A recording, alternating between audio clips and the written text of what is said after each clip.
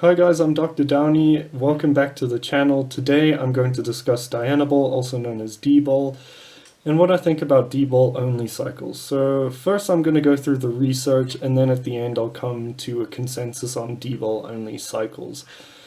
So if you'd like to skip to the end to look just for a summary, that's that's good with me. So one of the most notorious orals is Dbol, and it's known as the breakfast of champions, and it's commonly used by bodybuilders as a pre-workout in some cases. It was known to be used by Arnold, and Lou Ferrigno is seen taking Dbol in the movie Pumping Iron. And is a very popular drug back in the golden era. It's a potent mass builder and it's great for strength, so let's look at the studies and see what they have to say about Dbol. So it is a testosterone derivative, so it's unlike Anavar and other things which are DHT derivative, therefore it's able to convert to estrogen. It also has a very short half-life, and it's typically taken prior to a workout because it peaks within an hour or so. And some choose to take the whole dosage at once or space it throughout the day due to its half-life. There are different schools of thought for that, and I don't know the correct one. So why is it so potent at building mass? Well, this is mostly due to the fact that it was developed to be more anabolic than it is androgenic. So it's one of the first derivatives of testosterone of its kind, and it was developed so children and women could use testosterone essentially without the androgenic side effects. And this would help individuals in muscle wasting states. It's also highly estrogenic, and estrogen is known to play a big role in strength and mass. So let's look at studies and see what they think about Dbol.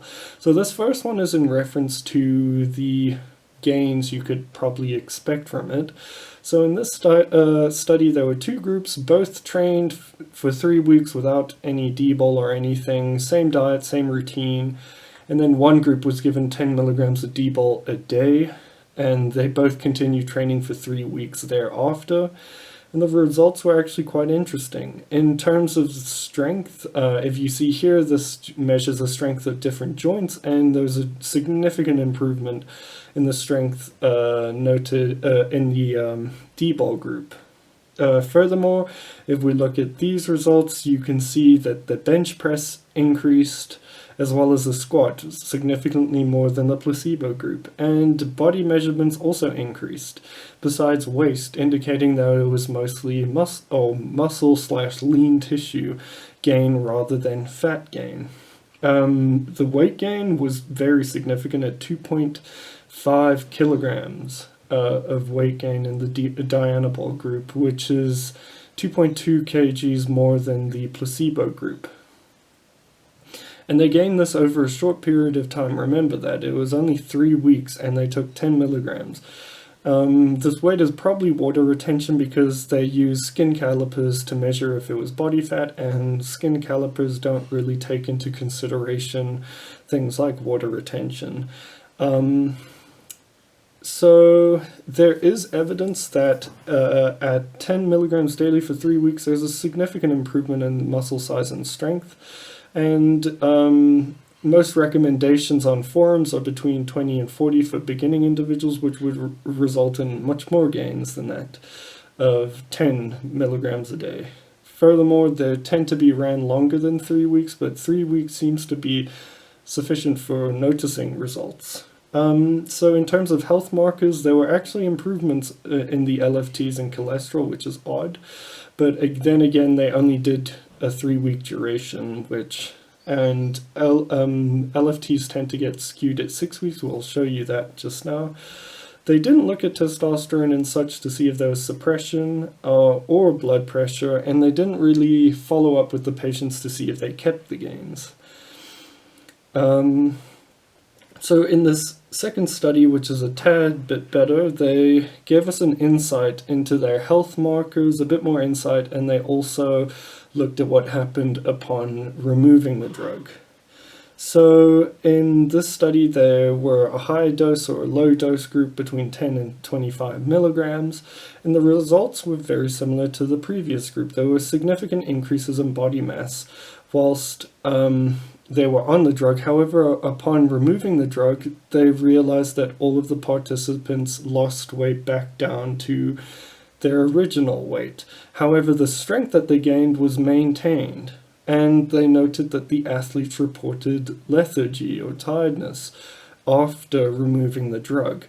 And this was done after a 2-month period, if I'm not mistaken. And they also did note that there was a big or significant increase in systolic blood pressure, which is the top level, which isn't surprising. And one of the participants had to withdraw because of blood pressure issues, where they fainted. Some also reported sexual dysfunction. So this just gives you an insight into what you can expect to keep after using Dbol only. So in terms of the effects on blood lipids, liver functions, we already saw in that previous study they didn't notice anything.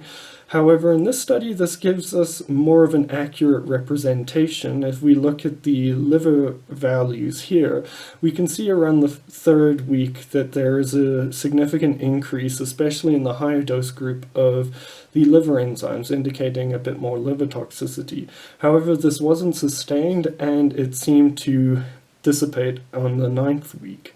And they also noted that it disappeared within 2 weeks of removal of the drug. And again, this was at 10 milligrams a day, which is significantly more than what most bodybuilders use. In terms of lipids, I'll show the results quickly. There wasn't a massive reduction, but I postulate that this is due to the estrogenic benefits of Dbol as opposed to other oral steroids. But then again, I could be mistaken. There are multiple studies in rats where they looked at the histology, and they found that there was damage to the kidneys and liver secondary to Dbol in rats. So again, with the blood pressure, this is just another study that showed that a total blood volume increase of 15% was noted, which is, again, ties into the whole thing of water retention, probably secondary to estrogen, which results in the increase in blood pressure. So it's seen that estrogen control is necessary when trying to control your blood pressure when using Dianabol. So if we look at suppression, we'll look at this study where they looked at Dbol and its effect on LH, FSH, and testosterone. LH and FSH tend to be the gonadotropins that stimulate the testes and aid in fertility and testosterone production. So in this one study, they had young males who were given 15 milligrams of Dianabol a day for 2 months, and they found that there was a significant decrease in testosterone values. So after 2 months, their values went, total testosterone average was 29.4, and it dropped down to 9.1, which means they went from being at the top of the range to being hypogonadal. And that was so a 69% decrease in testosterone. LH and FSH both decreased by approximately 50%.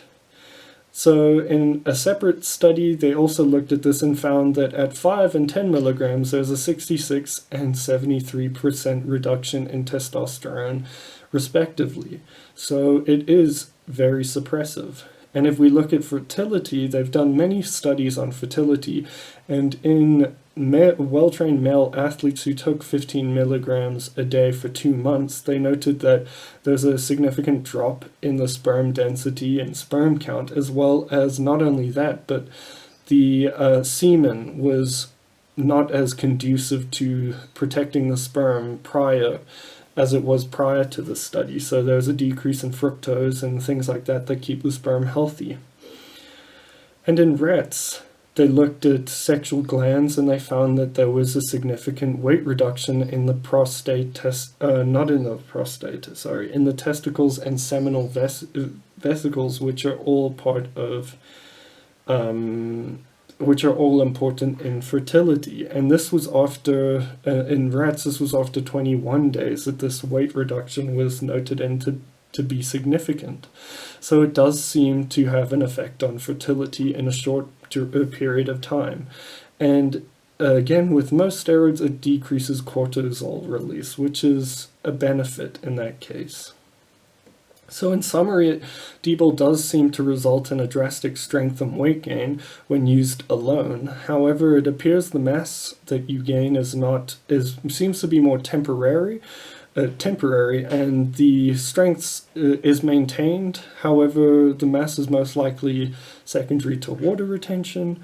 But as we can and the fact that it drops off after using it is because you lose that water retention, but you can't ignore the fact that there is suppression and you might lose a bit of what you've gained due to lethargy and the suppression of testosterone upon removal of Dianabol.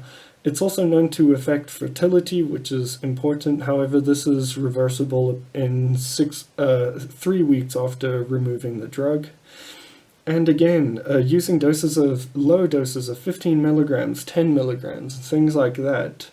And in the one group, it was 10 to 25. There were increases in blood pressure, and 15 milligrams resulted in significant suppression of testosterone and other important hormones. Furthermore, it is liver toxic, and it seems to be toxic to the kidneys. This is usually the results through oxidation. So it's important to have antioxidants. However, it does also cause a transient elevation of liver enzymes, which is important to take note of. And again, blood pressure needs to be controlled, and this is through estrogen. So an oral-only Dbol cycle wouldn't be advisable, and that's because whilst most of the studies are actually Dianabol-only cycles, they showed that there are significant weight gains and strength gains. However, the weight gain isn't maintained, but the strength is. This water weight seems to disappear once you remove the drug. And on a 15 milligram a week study for 8 weeks, it made men hypogonadal. Therefore, there was suppression. And if you're not using a testosterone base, you might run into issues of side effects of low testosterone, and this could have diminishing effects on using this drug in the first place, because you won't be maximizing your potential in the gym.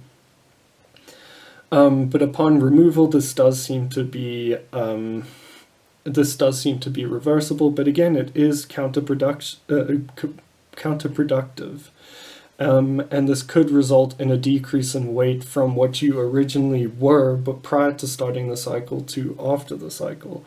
So it's not best to use Dianabol at all, or any steroid, but if you were to use it, you should use it along with another agent which could sustain the gains you got or could benefit from the gains. So people tend to kickstart a cycle with it, but again, your blood pressure needs to be closely monitored. So I hope that answers your question, and let me know if you enjoyed the video. If you disagree, let me know in the comments below, and I'll respond to them. Thank you for watching.